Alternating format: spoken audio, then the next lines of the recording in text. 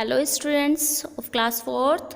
Students, आज हम SST में चैप्टर नंबर 11 स्टार्ट करेंगे, जो कि आपके पोस्ट मिड में फर्स्ट चैप्टर है पोस्ट मिड का। इसका नाम है chapter name the human resources, यानी कि मानव के जो स्रोत हैं वो इसमें बताए गए हैं। बच्चों, कौन सी चीज़ है, मानव संसाधन क्या है, कैसे हम उसका प्रयोग करते हैं, कैसे हम उनका दुरुपयोग करते हैं, ये इस चैप्टर में हम पढ़ेंगे। ठीक है बच्चों। India is rich in natural resources like forest, minerals, wildlife, soil, etc. जो भारत है वो अमीर है, यानी कि हमारे देश को अमीर रिच कहा जाता है। किस कारण से? नेचुरल रिसोर्सेज, यानी कि प्राकृतिक स्रोत के कारण। ठीक है बच्चों, इसको कृषि प्रधान देश भी कहा जाता है, क्योंकि हमारे देश में बहुत ज़्यादा कृषि होती है, बहुत ज़्यादा जो प्रकृति है वो हमारा साथ देती है। जैसे कौन से? फॉरेस्ट, यहाँ के जंगल, मिनरल्स यानी कि यहाँ के खनिज, और वन्य वाइल्ड लाइफ यानी कि वन्य जीवन, सॉइल यानी कि मिट्टी, जो ये सब हैं यहाँ पर बहुत अच्छे होने के कारण भारत को रिच बोला जाता है। बट लेकिन बिसाइड्स दीज रिसोर्सेज, इन स्रोतों के होने के कारण भी India has another natural resources which is very important. इनके अलावा भी भारत में बहुत सारे रिसोर्सेज, अन्य रिसोर्सेज हैं जो भारत में इम्पोर्टेंट हैं। ठीक है बच्चों, we are referring to human resources here. यहाँ पे हम क्या करेंगे? रिफेरिंग होता है चर्चा करना। हम चर्चा करेंगे किसमें? ह्यूमन रिसोर्सेज, यानी कि जो मानव संसाधन है उनके बारे में इस चैप्टर में हम पढ़ेंगे।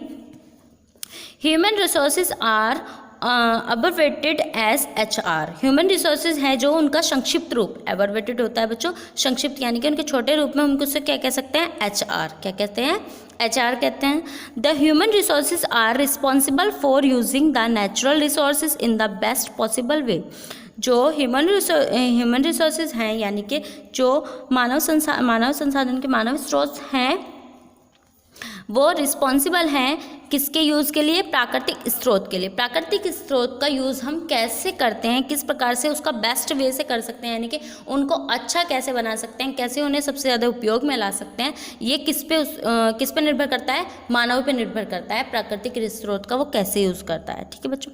बट लेकिन ह्यूमंस जो लोग हैं नीड एजुकेशन, उन्हें एजुकेशन की ज़रूरत है, एंड हैव टू लर्न, और ज़रूरत है सीखने की, skills to make the right uses of natural resources for the progress of their country. अपने देश की प्रोग्रेस के लिए, अपने देश की प्रगति के लिए हमें क्या ज़रूरत है? जो प्राकृतिक स्रोत हैं उनका यूज़ कैसे हो, इस चीज़ को सीखने की हमें बहुत ज़्यादा ज़रूरत है। इसके लिए हमें स्किल्स चाहिए। India occupies just 2.4% of the world's land. जो भारत है वो कितना है? 2.4% पे लैंड है। मतलब अगर हम विश्व की बात करें तो धरती है कितनी? 2.4%। बट लेकिन है 17.5% ऑफ द वर्ल्ड्स पॉपुलेशन। लेकिन उस जनसंख्या पे कितनी, उस लैंड पे, उस धरती पे कितनी जनसंख्या है, कितनी पॉपुलेशन है? 17.5। That is more than 1 billion crore, यानी कि 1 करोड़ में अगर हम देखें तो। ठीक है, more than half of the total population. अगर हम इसकी हाफ पॉपुलेशन देखें तो वो कहाँ रहती है? लिव्स इन उत्तर प्रदेश, यानी कि उत्तर प्रदेश में इसकी टोटल की हाफ जनसंख्या रहती है। एंड जो हाफ है वो कहाँ रहती है? Maharashtra, Bihar, West Bengal and Andhra Pradesh. ठीक है बच्चों, याद रखेंगे। Uttar Pradesh is the most populous state in India. अगर हम स्टेट की बात करते हैं तो सबसे ज़्यादा जो जनसंख्या है वो कहाँ है भारत में? उत्तर प्रदेश स्टेट में, जिसमें कि हम भी रहते हैं। ठीक है बच्चों। नेक्स्ट है Sikkim is the least population state, यानी कि सबसे कम अगर जनसंख्या बात करते हैं तो वो कौन से स्टेट में है? भारत के सिक्किम राज्य में है। ठीक है बच्चों। फिर है ह्यूमन रिसोर्सेज इन इंडिया, यानी कि जो मानव संसाधन के मानव स्रोत हैं वो भारत में वो क्या क्या हैं? The people of India are creative. जो भारत के लोग हैं वो बहुत ज़्यादा क्रिएटिव हैं, यानी कि नई नई चीज़ों का निर्माण करते हैं। एंड सोशल बीइंग, और सामाजिक कर्ता हैं। That can make great contribution, जो देते हैं एक महान योगदान टू द कंट्री। भारत को मतलब भारत में नए नए निर्माण करने में यहाँ के लोग बहुत ज़्यादा सहायता करते हैं। देयर आर स्पोर्ट्समैन, उनके अंदर कौन कौन से हैं? स्पोर्ट्समैन यानी कि खेल प्रसिद्ध व्यक्ति हैं, जैसे लाइक सचिन तेंदुलकर। इसमें कौन है? सचिन तेंदुलकर है। एंड साइंटिस्ट में अगर देखें तो लाइक कौन सा है? Doctor APJ Abdul Kalam. And artist में देखते हैं लाइक जैसे AR Rahman and many other well known personalities. अगर हम इसके अलावा भी बहुत सारे ऐसे प्रतिनिधित्व, ऐसे व्यक्ति को देखते हैं, बट लेकिन such people are few in number. लेकिन अगर हम देखें तो ये संख्या में बहुत थोड़े हैं। India is still a developing country. India फिर भी एक क्या है? विकासशील देश है, यानी कि यो अपने आप को बढ़ाने के लिए कुछ ना कुछ नया करता रहता है। इन कंपैरिजन टू इंडिया, अगर हम कंपैरिजन करें इंडिया का, the people of developed countries, जो डेवलप्ड कंट्रीज़ हैं यानी कि जो व्यक्ति हैं अदर कंट्रीज़ के, वो कौन कौन से हैं? जैसे USA संयुक्त राज्य America, United state of America, and UK Uttarakhand, and Japan have the benefit of advance science, जो कि बहुत ज़्यादा उनका बेनिफिट है किस चीज़ के लिए? साइंस में उन्होंने बहुत ज़्यादा तरक्की किया, एंड टेक्नोलॉजी तकनीकी अपनाई है नई नई, एंड एजुकेशन शिक्षा में, विच हैज़ हेल्प्ड दैम, जो उनको हेल्प करती है, utilise their human resources efficiently, यानी कि जो भी मानव संसाधन को मानव स्रोतों को किस तरह उपयोग करना चाहिए, जो उनको यूटिलाइज करने के सही उपयोग करने का तरीका सिखाती है। ठीक है बच्चों, फिर इसमें है सिंस इंडिपेंडेंस। अगर हम स्वतंत्रता के दौरान का समय देखें, India has made great strides in agriculture and industrialisation. क्या होता है? अगर हम स्वतंत्रता के दिनों की बात करें तो उस टाइम पे क्या था? जो भारत था वो एक महान प्रगति पर था। स्ट्राइड होता है बच्चों प्रगति, ग्रेट महान प्रगति पर था। किस चीज़ की? कृषि की, एंड इंडस्ट्रियलाइजेशन यानी कि औद्योगिकरण की, औद्योगिकी और कृषि की बहुत ज़्यादा प्रगति पर था। इट हैज़ मेड प्रोग्रेस, इन्होंने बहुत ज़्यादा प्रोग्रेस किए, प्रगति की है in the field of education by opening schools. इन्होंने शिक्षा के क्षेत्र में भी उस टाइम पे बहुत प्रगति की है। किसके द्वारा? स्कूल खोल के, and colleges in the different parts of the country. देश के अलग अलग पार्ट्स में बहुत सारे स्कूल्स एंड कॉलेज खोलकर शिक्षा के क्षेत्र में भी प्रगति की है।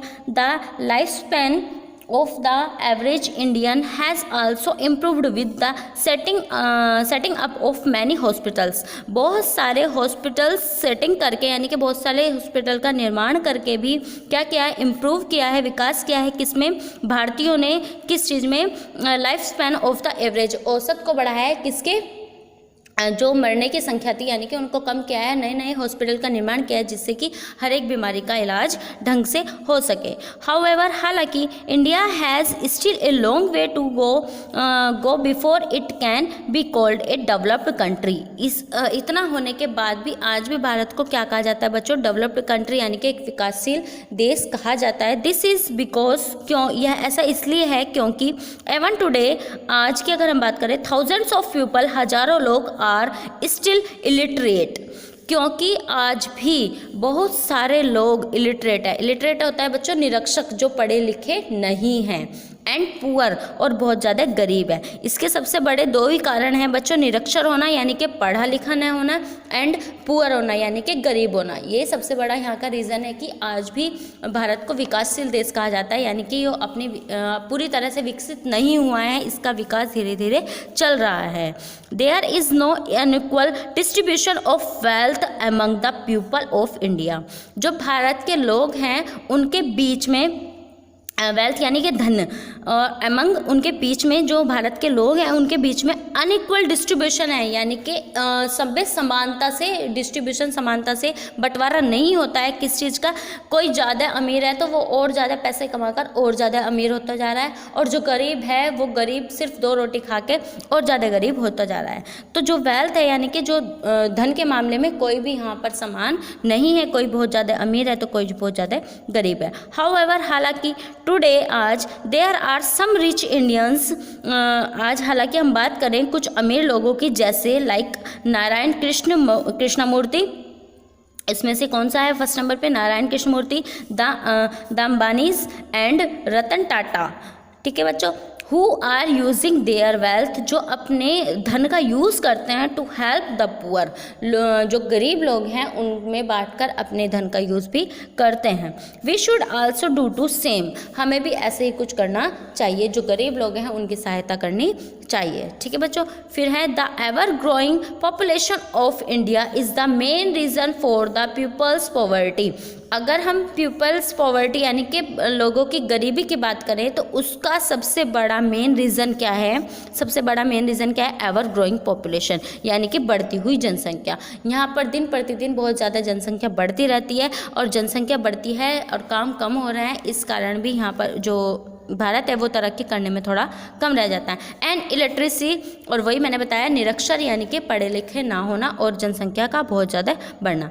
एवरीबॉडी, सभी लोग, does not have access to food, वो प्राप्त नहीं कर पाते हैं प्रॉपरली फूड, ना उन्हें पूरी तरह से खाना मिलता है, एंड वाटर मिलता है, एंड हाउसिंग, ना उनके पास घर है, ना स्कूल्स हैं, एंड ना कॉलेज हैं, हॉस्पिटल्स एंड गुड जॉब, ना उनके पास ये सब जो उनकी आवश्यक चीज़ें हैं वो नहीं है। इफ़ द ह्यूमन रिसोर्सेज, यदि जो मानव के स्रोत हैं ऑफ इंडिया इज एजुकेटेड, जो लोग हैं यहाँ के, अगर उन्हें एजुकेटेड यानी कि शिक्षा दे दी जाए, एंड ट्रेन प्रॉपरली, और उनको ट्रेन कर दिया जाए पूरी तरह से, India can become a developed country. अगर वहाँ के लोगों को पूरी तरह शिक्षित कर दिया जाए और उन्हें ट्रेन कर दिया जाए हर तरह से, तो भारत एक विकसित देश बन सकता है। ठीक है बच्चों, India is primarily a land of village, जो भारत है वो पहले से ही क्या है बच्चों, एक भारत गाँवों का एक देश है, गाँवों की एक भूमि है, यहाँ की अधिकतर जनसंख्या गांव में ही निवास करती है। दिस मीन्स, इसका मतलब है मोस्ट ऑफ द पीपल, जो यहाँ के ज़्यादा से ज़्यादा लोग हैं, live in the village in India, Bharat के गाँवों में रहते हैं। They earn a living through agriculture, वे जो अपने मतलब कमाने का साधन है वो किससे कमाते हैं, कृषि से कमाते हैं। Crop failure during times of failed monsoons और सर्च ऑफ बेटर जॉब्स, क्या करते हैं, क्रॉप फेलियर, अगर उनकी फसल ख़राब हो जाती है, फसल ख़राब होने के दौरान क्या करते हैं, वो उस समय फेल्ड हो जाते हैं मानसून के कारण, अगर उनकी फसल ख़राब हो जाती है तो वो क्या करते हैं, सर्च ऑफ बेटर जॉब्स, एक अच्छे जॉब को सर्च करते हैं, अच्छी जॉब को खोजते हैं। कॉम्प्लेक्स, जो कॉम्पल्स होते हैं यानी कि मजबूर हो जाते हैं वो, मैनी विलेजर्स, बहुत सारे गाँववासी मजबूर हो जाते हैं किसके लिए, to shift to towns and cities, वो टाउन्स में और सिटीज़ में रहने के लिए मजबूर हो जाते हैं। कॉम्प्लेक्स होता है बच्चों मजबूर होना, वो मजबूर हो जाते हैं सिटीज़ और टाउन्स में छोटी छोटी जॉब करने के लिए। दिस इज़ कॉल्ड माइग्रेशन, वो क्या कहलाता है, माइग्रेशन यानी कि प्रवास, एक स्थान से दूसरे स्थान पर जाकर रहना क्या कहलाता है बच्चों, माइग्रेशन यानी कि प्रवास कर लेते हैं वो, इस कारण से क्योंकि उन्हें गाँव में कुछ खाने को नहीं मिलता, वो शहरों में जाकर छोटी छोटी कोई नौकरियाँ करते हैं।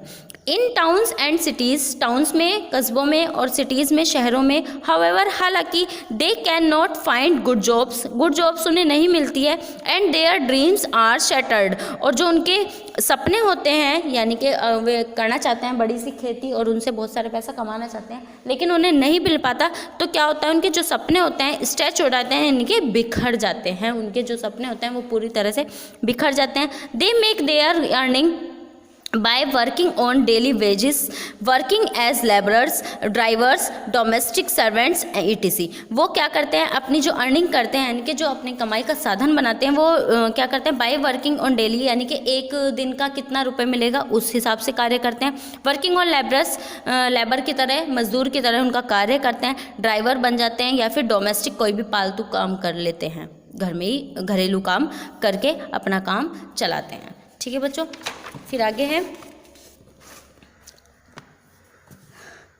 द गोंड्स, भील्स, ये बच्चों जनजाति हैं। The Gonds, Bhils, Mundas and Santhals are a few tribals होता है बच्चों जनजाति ऑफ इंडिया, भारत की जनजाति जो आज भी बहुत ज़्यादा पिछड़े लोग हैं उनको कहा जाता है ये, that live in the region, जो इस क्षेत्र में रहते हैं। These people are also displaced, जो डिस्प्लेस हैं यानी कि इनके पास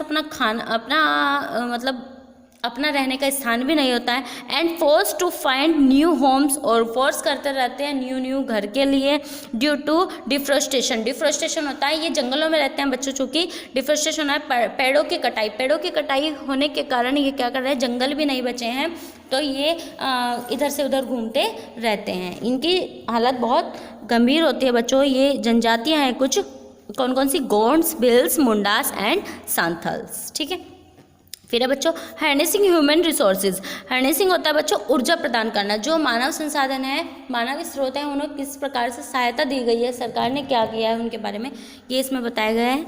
द गवर्नमेंट ऑफ इंडिया, जो भारत की सरकार है, हैज़ रियलाइज्ड, उन्होंने रियलाइज किया है the importance of the human resources, मानव के जो स्रोत हैं उनके बारे में, and is taking the flowing steps for their development, और ये वाले कुछ स्टेप्स लिए हैं, यानी कि उनके डेवलप के लिए, उनके विकास के लिए निम्न कार्य भी सरकार करती है। फर्स्ट है इसमें free education is given to children, बच्चों के लिए मतलब शिक्षा फ्री की है। Till the age of 14 years, 14 साल तक के बच्चों के लिए, प्रत्येक बच्चे के लिए शिक्षा को फ्री कर दिया गया है जो गवर्नमेंट स्कूल है बच्चों। The government is running central schools and state schools where education is provided, जहाँ पे बच्चों को ये स्टेट लेवल पर भी है, यानी कि राज्य में भी है, और केंद्र सरकार यानी कि सेंट्रल में भी है, जहाँ पर बच्चों को फ्री में एजुकेशन प्रोवाइड की गई है, प्रदान की गई है। ठीक है बच्चों, फिर नेक्स्ट है jobs are given to poor people, जो पुअर लोग हैं उनको भी एजुकेशन दी गई है। नेक्स्ट है free food is distributed to children through mid day meal scheme, एक मिड डे मील स्कीम चलाई गई है बच्चों, जिसके अंतर्गत जो गवर्नमेंट स्कूल है बच्चों, सरकारी स्कूल है, उनमें बच्चों को खाना फ्री दिया जाता है।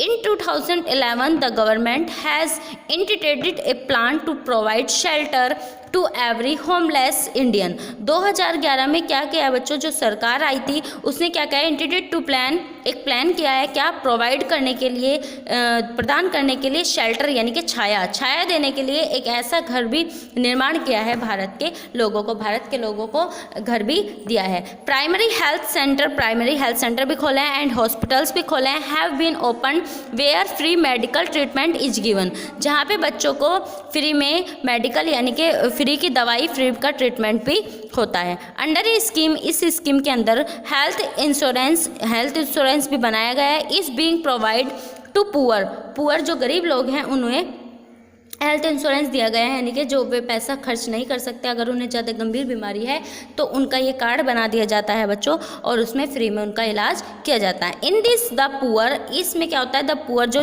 गरीब लोग हैं, have been given a card, उनको एक कार्ड दिया जाता है, विच दे कैन शो, जो वे दिखाकर अपना क्या कर सकते हैं, इन द हॉस्पिटल में to get free treatment and medicine, वो फ्री में अपना ट्रीटमेंट ले सकते हैं और मेडिसिन ले सकते हैं। ठीक है बच्चों, banks are providing loans to farmer के लिए बैंक जो हैं वो लोन्स भी प्रोवाइड करते हैं। People are being thought about family planning, जो लोग हैं वो अपनी फैमिली प्लानिंग के बारे में भी कुछ सोचने लगे हैं, यानी कि ज़्यादा पॉपुलेशन को नहीं करना है, इसके लिए भी।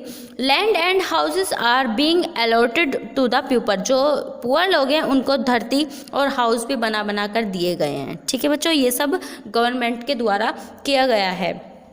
अगेन, डू यू नाउ, क्या तुम जानते हो, that it is the result of the efforts, in efforts यानी कि ये सब दिए जाने के कारण द गवर्नमेंट, सरकार के, दैट हैज़ हेल्प्ड केरला, इसके कारण ही, यानी कि सरकार ने इतनी सुविधाएं दी हैं, इसके कारण ही क्या है बच्चों, जो केरला स्टेट है भारत का, ए स्टेट इन साउथ इंडिया, जो दक्षिण भारत का एक स्टेट है, टू अचीव 100% लिटरेसी, यानी कि यहाँ की 100%, यानी कि यहाँ पर हर एक व्यक्ति शिक्षित है, यहाँ पर हर एक बच्चा शिक्षित है, कोई भी बच्चा यहाँ पे निरक्षर नहीं है, कोई भी बच्चा पढ़ा लिखा ऐसा नहीं है कि जो पढ़ा लिखा न हो।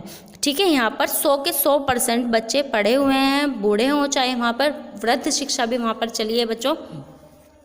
दिस मीन्स, इसका मतलब है that every person in Kerala, इसका मतलब यह है कि जो प्रत्येक व्यक्ति है केरला का, is educated and can read and right, पढ़ा लिखा है, वो पढ़ भी सकता है और चीज़ें और लिख भी सकता है। ठीक है बच्चों, फिर आगे है the government of India has also given many powers, जो गवर्नमेंट है भारत की सरकार है वो देती है कई पावर्स एंड फंड्स, बहुत सारे फंड भी देती है, to the panchayat in the village, जो गांव के विलेज, गांव में जो पंचायत होती है उनमें भी बहुत सारे फंड्स देती है।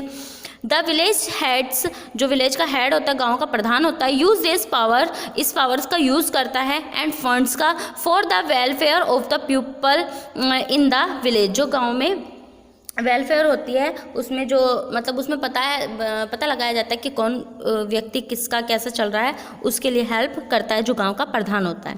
The government has started many scheme, जो गवर्नमेंट है, सरकार है, उन्होंने कई स्कीम चलाई है टू प्रोवाइड देने के लिए, जॉब्स देने के लिए, टू द विलेजर्स, गाँव वासियों को कहीं जॉब देने के लिए, एंड द पुअर, गरीब लोगों को। हाउएवर, हालांकि the benefits of this scheme, in scheme का बहुत ज़्यादा फ़ायदा है, have not reached everyone in India, पर फिर भी बहुत सारे लोगों को, भारत के प्रत्येक व्यक्ति को यह नहीं मिल पा रहा है। टुडे, आज, we need to overcome social problems like, जैसे हम बहुत सारी प्रॉब्लम्स हैं यहाँ पर, उनका सामना कर रहे हैं, जैसे बेगरी यानी कि भिखारी, यानी कि भिखारीपन, भूखमरी बहुत ज़्यादा है, पॉवर्टी यानी कि गरीबीपन, एंड इलेक्ट्रिसिटी अर्जेंटली, और इसमें सबसे ज़्यादा ज़रूरी है हमें भूखमरी को मिटाया जाए, यानी कि सभी बच्चों को खाना, हर एक व्यक्ति तक खाना पहुंचाया जाए, ऐसा हो। पॉवर्टी, उनकी गरीबीपन, यानी कि जो उनकी आवश्यक चीज़ें हैं उनको वो मिलनी चाहिए। इलेक्ट्रिसिटी यानी कि अशिक्षितपन, यानी कि उन्हें शिक्षा मिलनी चाहिए, जो इन सबको ख़त्म करके हम भारत को विकसित कर सके। फॉर दिस, इसके लिए we can extend a hand to help our country man, हमें प्रत्येक देशवासी के साथ हैंड मिलाकर चलना चाहिए, यानी कि हमें प्रत्येक व्यक्ति की सहायता करनी चाहिए, तभी हम एक विकसित देश का निर्माण कर सकते हैं। ठीक है बच्चों, अच्छे से वीडियो को देखना। Thank you, have a nice day.